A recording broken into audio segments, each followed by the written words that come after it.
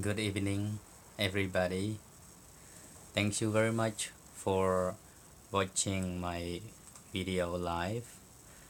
Well, today is the first time for me to start doing the live stream on YouTube in the hope that I can share with all of you the knowledge related to Buddhism in English. And a lot of my friends ask me, why not I do a video in English talking about Buddhism or Buddhist philosophy. So, in responding to their questions, I would like right now to start off by talking about the introduction to Buddhism, like what is Buddhism, what does Buddhism really mean, and I believe most of you have already learned and understand what does it mean by Buddhism and what is the real essence of Buddhism, because some people they have different ideas and understanding of how to give definition to Buddhism. So today I gonna read an essay from the book called An Introduction to Buddhism, which is written by the Sri Lankan Buddhist monk scholar, very well known scholar from Sri Lanka.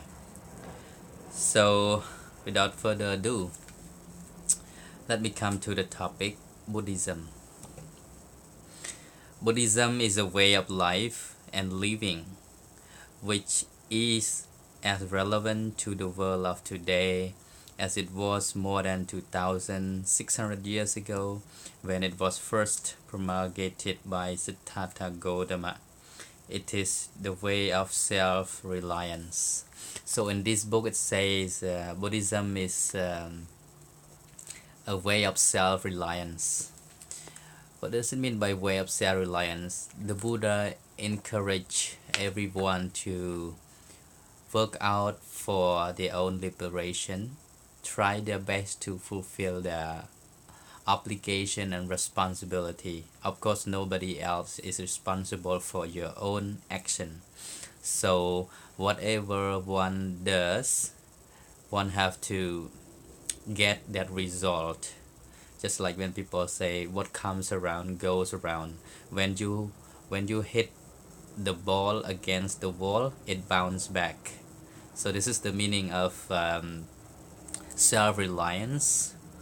You have to find your own refuge. You have to depend on yourself to do everything.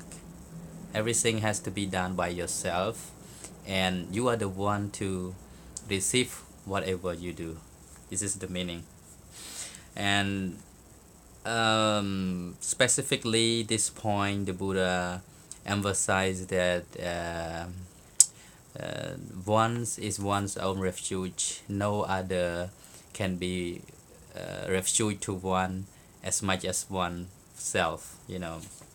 So we have to work hard for ourselves, for our living, for our happiness, for our liberation. Buddhism does not rest on blind faith, but on scientific investigation, on logic and on reason. So Buddhism is not involved blind faith, which means you have to believe in whatever the Buddha say, or whatever the monks say, or whatever your teachers say, or whatever other people say. You have to take into consideration. You have to think. You have to use your own logical reasoning power to differentiate whether thing is right or wrong. Don't just believe what people tell you, or don't just believe what has been told, because it could be wrong. So that is why use your own thinking, your own understanding, your own analysis before you believe something which is true or not. even the Buddha, what the Buddha taught, even what the monk taught, you know. Always have a questioning mind. Yeah, it encourages the questioning mind and encourages seeker after ultimate truth. We have to find out the truth by ourselves. Don't just believe what people say, you know. So the Buddha asked his followers to test its validity in the light of their own experience and judgment. When he spoke to some skeptic in Northeast India, he advised them not to accept anything on the strength of rumor. See, don't just believe by rumor, mere agreement with one's own tradition. Even with one's own tradition, also we have to question why like this, why like that, and preconceived notion. Sometimes what something you feel like it should be like this or should be like that, this also cannot generally accept it as true, you know.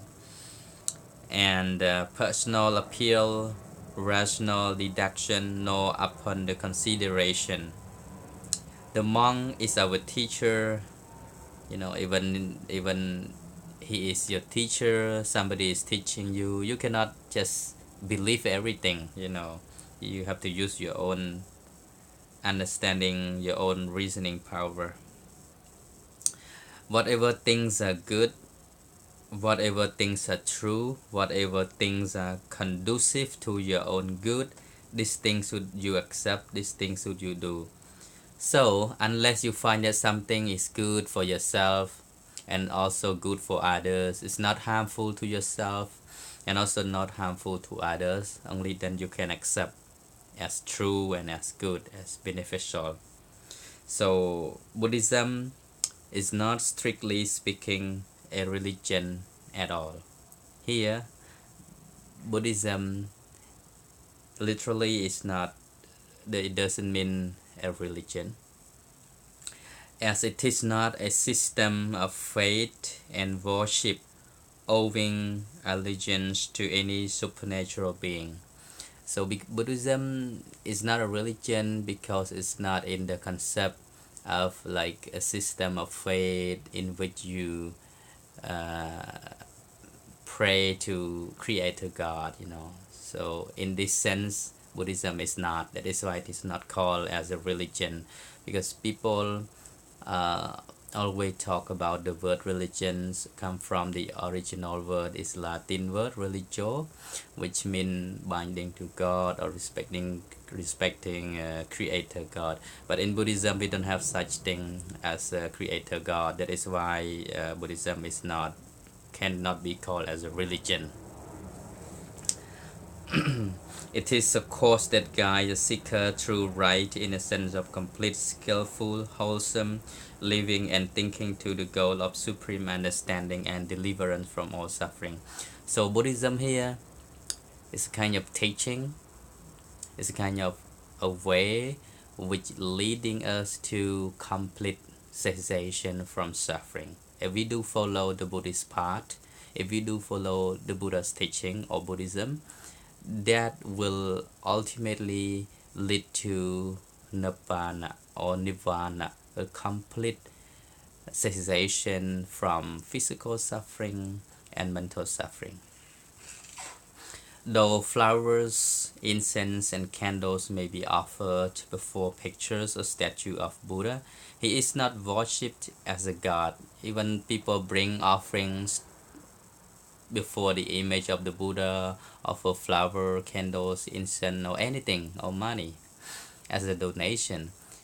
It doesn't mean that we pray to him as a god and ask something from the Buddha to get this, to get that. No. Whatever people offer, just to express that we feel grateful for his teaching, and therefore we offer devotionally or faithfully. We just offer whatever we want to offer as a donation to the Buddha statue or image, but in our mind we think of the Buddha's gratitude, the Buddha's compassion, purities and wisdom. That's why we offer him a donation. But that donation is for the sake of like temples or monastery um, construction or maintenance. So uh, he was an exceptional human being who once said, yeah, the Buddha was actually a real man. Historically, he was born in India, now known as Nepal, Lumbini in Nepal. So he is not a god, so everybody can honor him, can pay respect to him as a teacher, as a guidance. So he once said that he honors me best who practice my teaching best, which means those who really want to honor or pay respect to the Buddha, uh, to practice his teaching, to take his teaching into application, to apply his teaching in our daily life. That is the best way to honor him. And another saying that I remember, he said that those who see the Dhamma sees me, which means if you really practice the Dhamma, then you have the Buddha within your heart, within yourself, you know. But if you don't practice the Dhamma, you will never see the Buddha. So those who see the Dhamma see the Buddha. Those who see, who really practice his teaching, then you have the Buddha within yourself. So thank you very much. I hope you find this video helpful, and if you have any more questions or any comment, any criticism you want me to develop further, please feel free to comment below the video. And thank you very much for watching, and I wish you all be happy, be peaceful, and be liberated from physical suffering and mental suffering. Thank you.